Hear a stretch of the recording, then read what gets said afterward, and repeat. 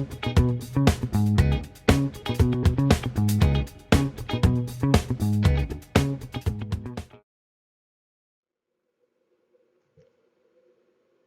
know that toddlers have very different needs than adults. And we know that we've changed some of our ideas as we've grown. We even know that the career that we started out in may not necessarily be the career that we retire from. Change is therefore a natural part of life. If humans inherently evolve, so too must organizations. So then, why does organizational change create such havoc for the employees who are the change leaders and change targets? Well, while change is rapidly becoming the new status quo in the modern workplace, the act of changing is rarely easy for the employees individually and the organization as a whole. While we radically adjust the way that the work is done in order to create the opportunity for newly set goals, employees often suffer a loss in their self-esteem, self-image, or even their own professional goals. So change, although constant, is nonetheless scary because we must let go of the known, but have not yet taken hold of the as yet unknown. Now, the reason for an organization to radically change the way in which it does business or the markets that it serves is often precipitated on shifts in its external environment. Examples are seemingly endless. A new competitor has entered the marketplace and stolen some key customers. Or a new law has drastically challenged the current payroll strategy. Or a product defect has created a public relations nightmare that has tanked quarterly sales. But organizations change not only in response to external stressors, they also change in response to internal shifts, such as a new vision or business model or a newly identified target market. But whether the reason for the change is external or internal, the arguments made in support of the change are usually based on what the company should do, whether they want to or not.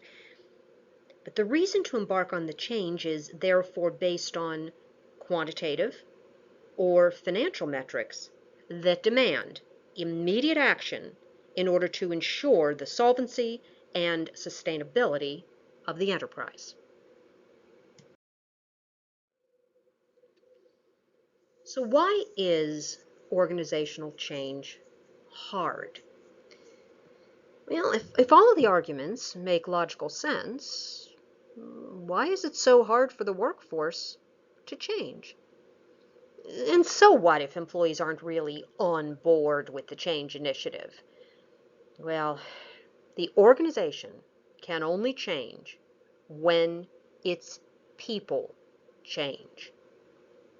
When a change initiative demands that employees significantly alter their normal behaviors, habits, or routines, there will be pushback. And change leaders must anticipate that this will occur and not mislabel it as change resistance.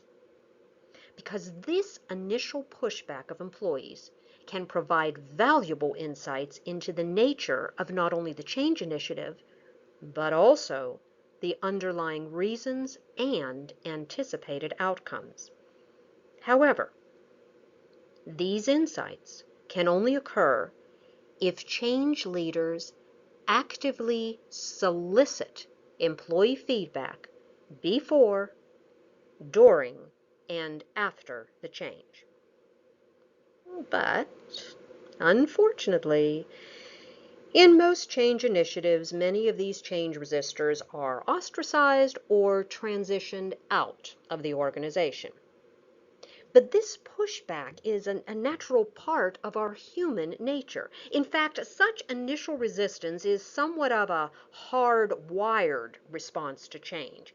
So just like the 3-year-old who crosses his arms and shouts no when it's time to go to bed, the logical arguments used by parents, or why sleep is necessary in order to avoid crankiness and unhappiness, usually fall on deaf ears. So, in other words, although the parents know that the child should go to bed, he doesn't want to go to bed. And even though he might be forced to go to bed, it is a time-consuming, emotionally draining ordeal for both the parent and the child. And the same can be true of employees who were told that they should do as a part of the change initiative, but really don't want to. So addressing what we should do as well as what we want to do should be an important consideration in any change initiative.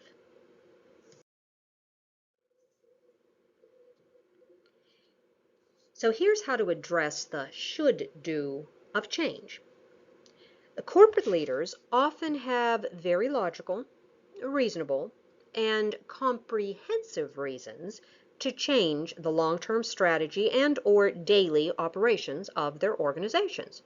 And they often argue their case via spreadsheets or pie charts or bar graphs or trend charts or any other data-driven tool that can support the rational reasons underlying the need to change. But while analysis is a critical part of the planning stage of any change initiative, the role of the change manager cannot rely solely on analysis to motivate workers to want to change. Now, organizational change is a major undertaking that can take years to fully incorporate into the existing culture and can be emotionally draining for the entire workforce, including both the change leaders and the change targets. And although threats of what could happen if the organization doesn't change can initially inspire fear-based change, people don't like to live their lives in fear.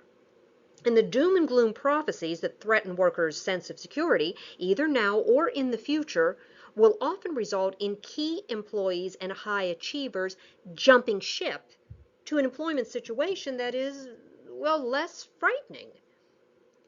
To sustain the long-term motivation necessary to change an organization, the focus needs to shift away from change management that tells them what they must do. Instead, change leaders need to inspire employees and seek their participation in determining the best way to create the change as painlessly and effectively as possible.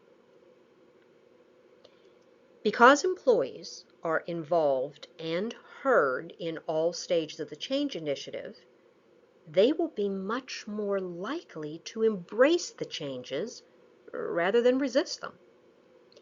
Participative management, therefore, is critical in inspiring employees to want to change. Now, the logical should of a change initiative is only part of the change equation.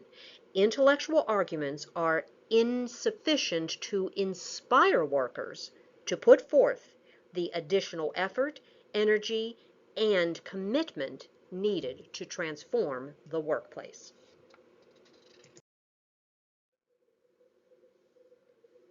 So, what about addressing the want to do of change? People need to be motivated to change. And motivation is not only inherently internal, it is also often very emotional. Addressing this want to do part of the change equation requires tapping into WIFM, or what's in it for me. Unless employees are confident that there will be a benefit to them as a result of the change, it is doubtful that they will commit wholeheartedly to the necessary actions that will radically transform the organization. In contrast, employees will often go the extra mile when they understand the value of the change initiative and they have participated in the planning and implementation activities related to that initiative. If the change initiative succeeds, then they succeed too. Because when people participate in identifying what needs to change, they are more likely to embrace the necessary activities that will create that change. I mean, after all, if it's something that I recommended, then I have a vested interest in ensuring that it will lead to the desired outcome. So here are 3 ways to inspire employees to change. Number 1, take the time to involve employees in the planning stages of the change initiative.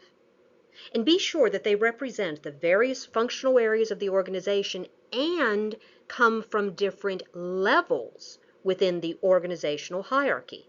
Now, not only will this assist with employee buy-in, but it will also generate some insights into the implementation plan that can easily be overlooked by senior leaders who are not intimately involved with daily operations. Number 2, treat employees like adults and not children. Relying solely on the shoulds of a change initiative is the equivalent of a parent dictating actions because they said so, and pushback is inevitable. But instead, recognize that your employees are your only non-duplicatable competitive advantage, and they were hired because they have expertise to perform their jobs well. Tap into that knowledge by respecting their input and concerns. And number 3, schedule 2-way conversations throughout the initiative in order to address employee needs and fears associated with the change. Now, announcing the change via a lecture by the CEO or an article in the newsletter are examples of one-way communication. And such messages to change can easily be interpreted as being talked at rather than talking with. But 2-way conversations in live town hall meetings or even discussion boards in a special change-related online chat room enable better identification of the workforce's WIFMs. And once these WIFMs are identified, they can be used to modify, expand, remove, or add elements to the change initiative that will continuously encourage workers to want to do what is necessary to create the necessary changes. Okay. Although these 3 suggestions take time, they can create the foundation for tremendous future benefits in efficiency and effectiveness during the implementation phase. And employee pushback and resistance, they may still occur, but through the use of participative management throughout the change initiative, it tends to be much less intense. So, while the decision to change might be logical, the act of changing can be highly emotional. Some changes we should do, but we won't actually do what is necessary unless we want to do it.